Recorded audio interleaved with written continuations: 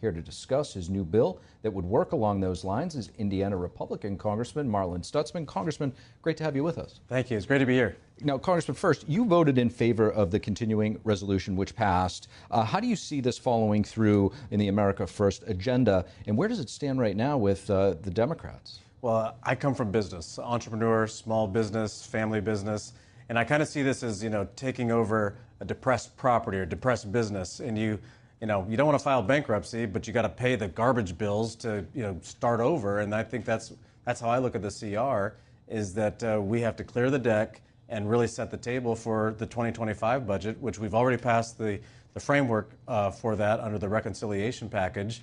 The CR takes us till the end of September. By then, we need to do our work to pass the next budget, but there's real cuts in these. And so the other piece that I really think is important is what the DOGE team is doing and really revealing all of this wasteful spending. We've all known it intuitively, but to actually be able to go into the checkbook and see exactly where they're sending the money helps us as Congress and also helps the American people know that there is a lot of waste that the federal government has been doing for many, many years. DOGE is interesting. We have a lot of Democrats on the program as well, and it's not necessarily the Democrats on the Hill, the elected officials, but the Democrats that come on, the experts, many of them are in favor of it. Well, they should be, because you know what? It really empowers all of us. I mean, it empowers not only members of Congress, but it empowers the American people. I talk about a lot of the spending that was going through USAID, and there's DEI programs and, Sesame Street in Iraq. And it's like, you know what? $20 million in Kendallville, Indiana, or Bluffton, Indiana, or, small town America goes a long way. And so, when you were facing $36 trillion of debt, I know my constituents are very conservative when it comes to their budget, and they want the federal government to do the same.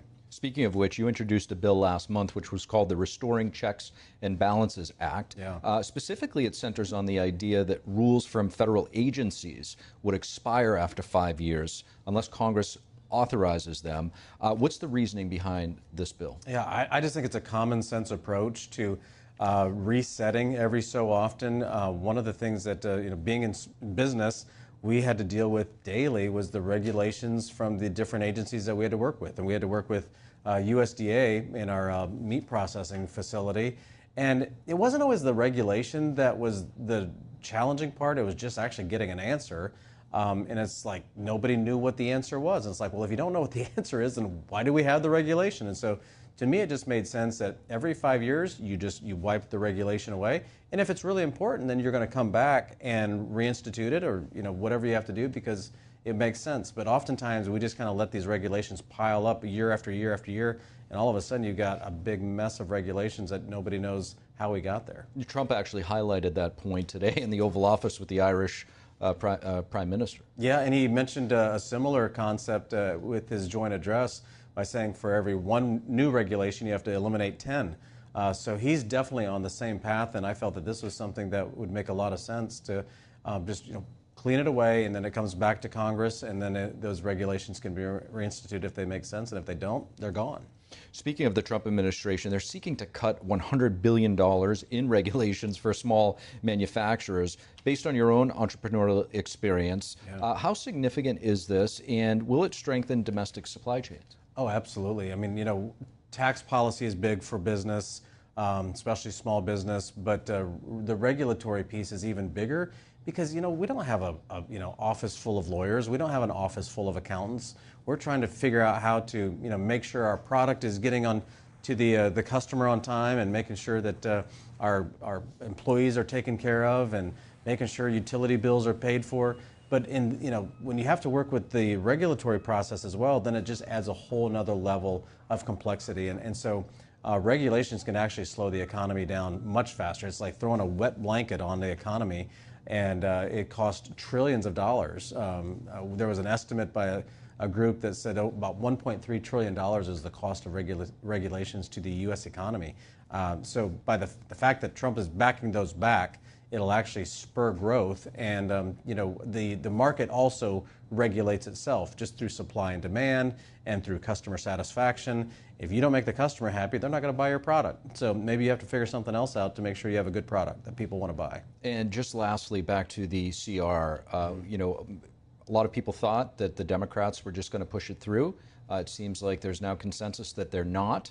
You do have some swing state Democrats, like in Arizona and different places, that are a little bit weary of this. Yeah. How do you see this playing out? Why the change? Well, for one, I mean, this freshman class that I'm a retread, so I came in 2010 with the big Tea Party wave, but now coming back in 2024 after an 8-year absence, this freshman class is really strong. In fact, the whole conference, I see it as saying, you know what, we all know the threat to the United States of this $36 trillion debt. The deficits are out of control.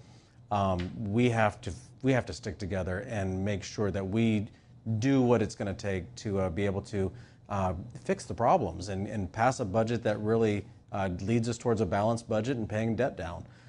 But it looks like the Senate is saying that the Senate Democrats aren't going to give us the 60 votes and a cloture vote to stop the filibuster to go to a final vote. So the House has done, we've done our work on Tuesday. They now have today, tomorrow, and up till midnight Friday to pass our bill. And the fact that we were able to do it out of the House with a Democrat supporting it, by the way, should show them that, let's vote for it. And that way we're not shutting, I mean, they're upset about cuts from DOGE, shutting the government down. Now you're just shutting off all of the funding towards Medicare and Medicaid and all of the programs that they're trying to protect. They're actually going to do more damage. Indiana Congressman Marlin Stutzman, thank you so much for joining. You bet.